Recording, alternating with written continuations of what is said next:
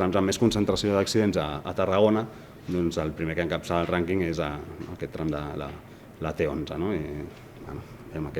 Aquesta anàlisi l'anàvem fent cada any, però no l'estàvem presentant públicament, i avui que la presentem podem dir això, que la T11 és el tram que acumula més accidentalitat i que el trienni anterior també passava, per això posem aquest segon any consecutiu. Són trams d'elevada intensitat de trànsit, és normal.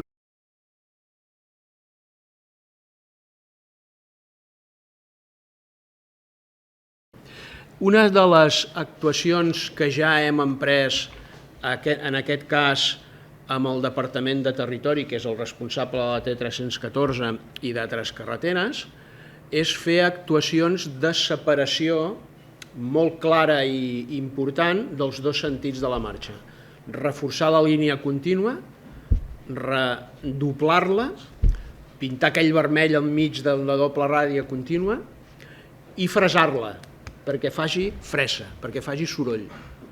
I perquè si fas una invasió del carril contrari, te n'adonis que estàs envaint el carril contrari. Això el Departament de Territori, que ja ho ha explicat i ho vam en certa manera, parlar, discutir, debatre i estar d'acord, vam consensuar-ho, es farà amb moltes de les carreteres de Catalunya, algunes de les quals també seran en la demarcació de Tarragona.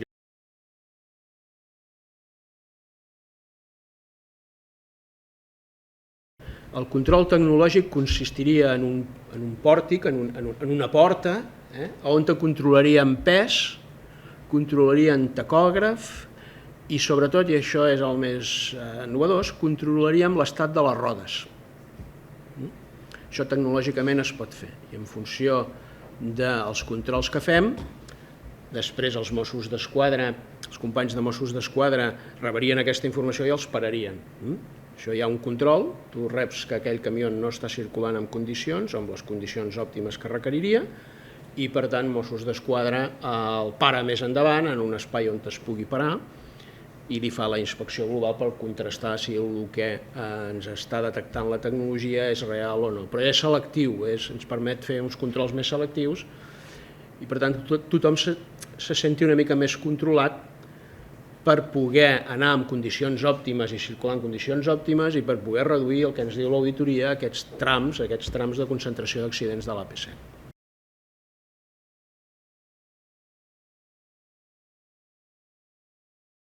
Per tant, estem una víctima mortal més. S'ha contingut aquell augment respecte a l'any anterior.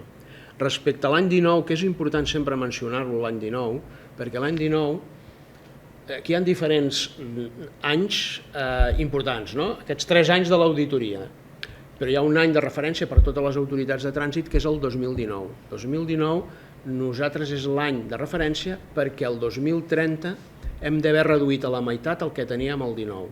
Hauria de ser el 20, però el 20 era pandèmic, per tant hem passat al 19. Respecte al 19, el 19 teníem 21 víctimes mortals a la demarcació, ara en tenim 16, per tant hi ha una certa reducció, 4 víctimes. I respecte a l'any passat n'hi ha una més. Per tant, la tendència que teníem, que ens preocupava a Tarragona, s'està contenint, aquesta sinistralitat s'està contenint,